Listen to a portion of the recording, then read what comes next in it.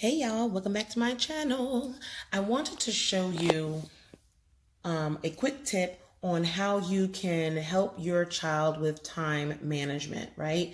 It's really difficult to get our children to pay attention to what occupies their time. So this is what I did, okay? Great time management tip, okay? So have your child document for a week, maybe two, what they actually spend, or how they actually spend their time. So what I did is I created a little chart for him. And in that chart, I would say, okay, we're going to document our time Monday through Sunday. We did it for more than a week and I averaged everything. But in your case, you can do it for just 1 week for your child. Do it on a whiteboard, piece of paper, whatever you want, and then you can make a nice, pretty little chart when you're done like I did.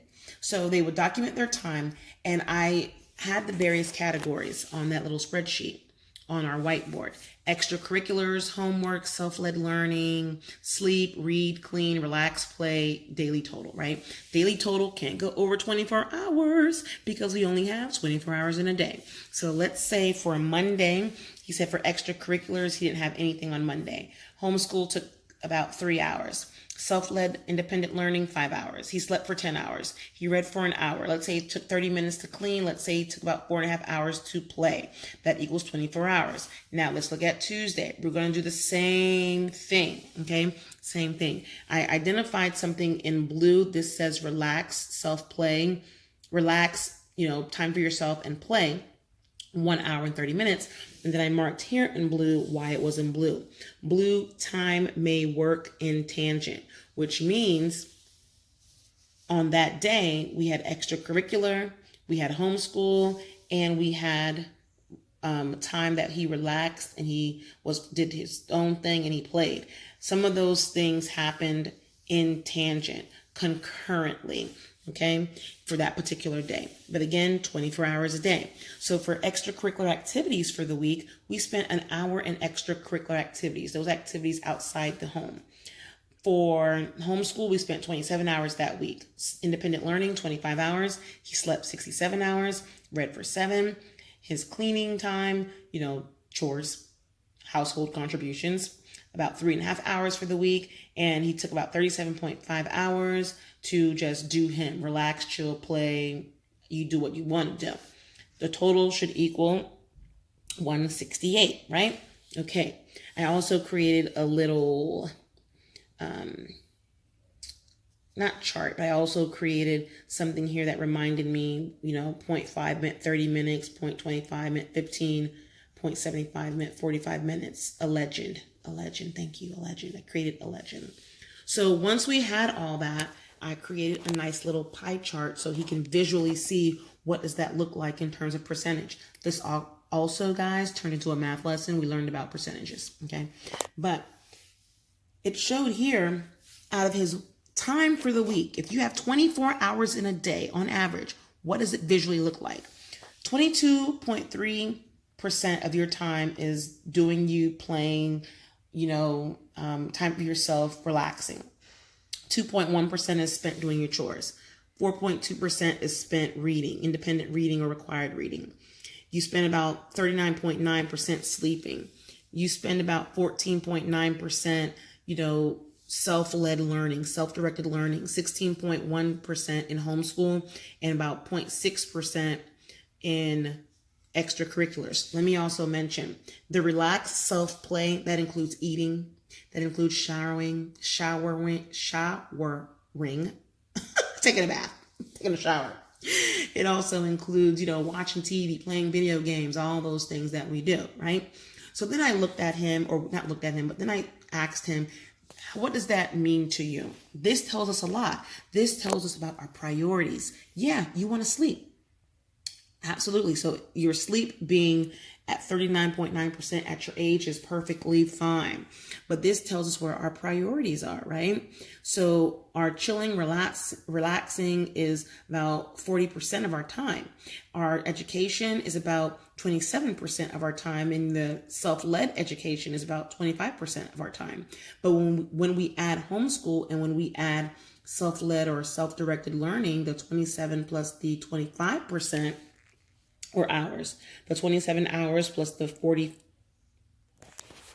Oh my gosh. But when we add the educational component, the time we spent to actually be intentional in homeschool, 27 hours, and the time that, he did his own independent, self-led, self-directed learning, 25 hours, that told me about 52% of our time, or 52 hours this week, 52 hours was spent on learning. So with his relaxed self, do what you want at 37.5 hours, I am A-okay with that. Because if he's giving me 52 hours of learning, may it be directed or not directed, that's great. So having 37.5 may seem high, but when looking at the entire picture, that is A-okay. So again, this allows your student and allows you to visually see how are we spending our time, because how you spend your time depends on what is priority. And if you did not like this picture, what changes need to take place? If your child is saying, well, I don't have time to do this, or I don't have time to do that, well, let's see how you spend your time. Let's see how we can flex that and change that. So this was the actual. And then we said, what do we want it to be, right? What do we want it to be? And based on conversations with him, we spent a week and we said, let's talk about what we want, because he had some goals, right? And then we practiced that for a week. And our goal was to make our life become more of this area, because this was more balanced to him based on his goals, right? So he said, for extracurricular activities, I want to do some more extracurricular activities outside the home. So I want to do it for about 4 hours a week, and here are the activities I want, and this is how long each activity is going to take. So then we said, okay, that'll bring you to 4. And then we said, okay, for homeschool instructional hours, it used to be 27. So if we redo our schedule and fine-tune some things, we can make it about 25. He wanted to increase his self-directed learning. That's why we decreased the instructional time, because he had some goals. He wanted to start building a server. He wanted to learn business. He wanted to learn about stocks. He wanted to just do some other things, draw and stuff like that, and write. So we increased his self-led learning time and decreased our homeschool instructional hours. So this is what it used to be. Let me see if I can do that side by side like that. Hopefully you can see that. And in terms of sleep, that basically stayed the same. Reading stayed the same. Cleaning increased a bit, because he said, you know what, I want to, every day, I want to spend a set number of minutes, doing some quick cleaning. So that increased it by 30 minutes.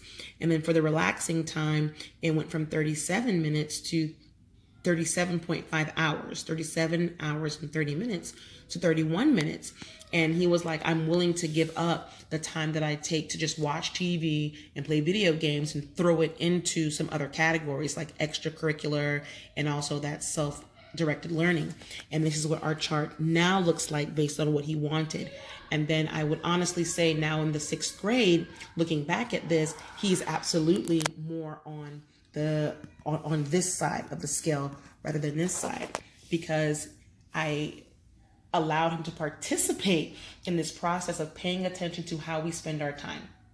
So that's a project management tip right there for you, to be a boss of your homeschool and help your child become a boss of their own time. Because again, how we spend our time depends on how we prioritize our life and what's most important to us. And if you don't have the time, and if you're not happy with how that time is spent, or you're always saying, I don't have enough time to do this, this is a great thing to do even with your kid. You as the parent, do it with the child, do it together. I thought it was fun. He thought it was fun. This in itself created dramatic change within our homeschool. All right, guys, until we meet again, be blessed and make it a great day. Bye.